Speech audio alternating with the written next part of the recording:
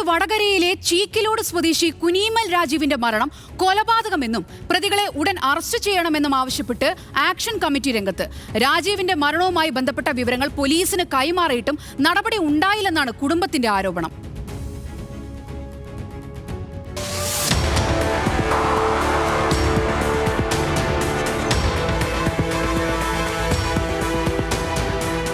April 19-നാണ് പുലർച്ചെ വഴിയരികിൽ മർദ്ദനമേറ്റ രീതിയിൽ രാജീവിനെ കണ്ടെത്തുന്നത്.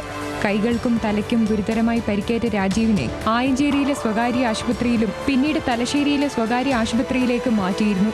തലശ്ശേരിയിലെ സ്വകാര്യ ആശുപത്രിയിൽ ചികിത്സയിലിരിക്കെ ഏപ്രിൽ 20-നാണ് രാജീവൻ മരിച്ചത്. മർദ്ദനത്തിലേറ്റ പരിക്കാണ് രാജീവന്റെ മരണകാരണമെന്ന് കാണിച്ച് കുടുംബം പോലീസിലും പരാതി നൽകിയിരുന്നു. എന്നാൽ പോലീസിന്റെ ഭാഗത്തുനിന്ന് നടപടി ഉണ്ടായില്ലെന്നാണ് കുടുംബത്തിന്റെ ആരോപണം. അപ്പോൾ ഇതൊരു കൊലപാതകമാണ് എന്നത് പ്രഥമ ദൃഷ്ട്യാ തന്നെ മനസ്സിലാക്കാൻ സാധിക്കുന്ന ഒരു സംഗതിയാണ്. അപ്പോൾ ആ ഒരു കേസുമായിട്ട് മുന്നോട്ട് പോകുമ്പോൾ ഞങ്ങളിപ്പോൾ കുടുംബം ഒന്നാകെ ഈ ഒരു കേസിന്റെ പിറകെ തന്നെയാണ്. ഞങ്ങൾ നിരന്തരം പോലീസുമായിട്ട് ബന്ധപ്പെടുന്നുണ്ട്.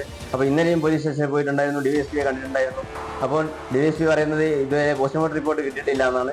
പ്രത്യേക അന്വേഷണ സംഘത്തെ നിയോഗിച്ച് അന്വേഷണം നടത്തി കുടുംബത്തിന് നീതി ഉറപ്പുവരുത്തണമെന്നാവശ്യപ്പെട്ട് ആക്ഷൻ കമ്മിറ്റിയും രംഗത്തെത്തി. ദേഹമാസകലം നമ്മൾ ബോഡി കണ്ടപ്പോൾ ദേഹമാസകലം ഇരുമ്പ് വടി കൊണ്ട് അടിയേറ്റ പാടുകൾ മുഴുവനുണ്ട്. അതുപോലെ തന്നെ വാരിയെല്ലിന് ക്ഷതമുണ്ട്. അതുപോലെ തന്നെ തലക്ക് നല്ലൊരു മുറിവ്, ഏകദേശം 9 സെന്റിമീറ്ററോളം പിന്നെ വലിപ്പത്തിലുള്ള മുറിവുണ്ട്. വിഷയത്തിൽ മുഖ്യമന്ത്രിക്കുൾപ്പെടെ പരാതി നൽകിയതായി ആക്ഷൻ കമ്മിറ്റി അറിയിച്ചു. നീതി കിട്ടും വരെ പ്രത്യക്ഷ സമരപരിപാടികളുമായി മുന്നോട്ടു പോകാനാണ് ആക്ഷൻ കമ്മിറ്റിയുടെ തീരുമാനം.